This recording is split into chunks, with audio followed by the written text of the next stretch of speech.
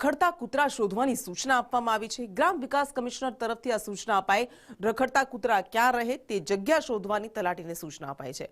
પંચાયતોને કૂતરા માટે feeding zone બનાવવાની સૂચના અપાઈ। સુપ્રીમ કોર્ટની ટકોર બાદ આ પરિપત્ર કરવામાં આવ્યો છે। રખડતા કૂતરાના આતંકથી પણ અનેક લોકો ઇજાગ્રસ્ત થયા છે, ખાસ કરીને નાના નાના બાળકો।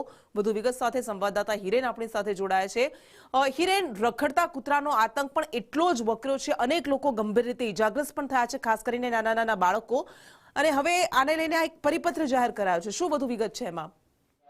નામદાર સુપ્રીમ કોર્ટે જે આ કેસની અંદર ચુકાદો આપ્યો હતો ને, એ ચુકાદાની સાથે સુપ્રીમ કોર્ટે એક માર્ગદર્શિકા તમામ મુખ્ય સચિવોને રાજ્યોમાં મોકલી આપી હતી।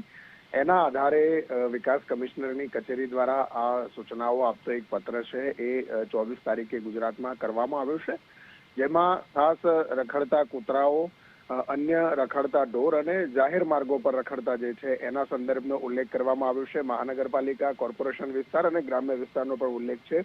ખાસ કૂતરાઓના સંદર્ભમાં જે તલાટીને જવાબદારી જે સોંપવામાં આવેલી છે કે ગ્રામ્ય કક્ષાએ ગામડાઓની અંદર આ પ્રકારે જે રખડતા કૂતરા વગેરે છે, તો એમાં ખાસ બે વસ્તુઓ પર ભાર આપવા માટેની સૂચના આપવામાં આવી છે। એક તો રસીકરણ માટે છે એ ભાર આપવા માટેની સૂચના છે, અને બીજું ખસીકરણ।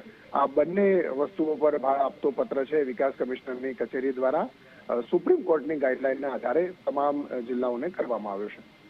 જી બિલકુલ, આભાર।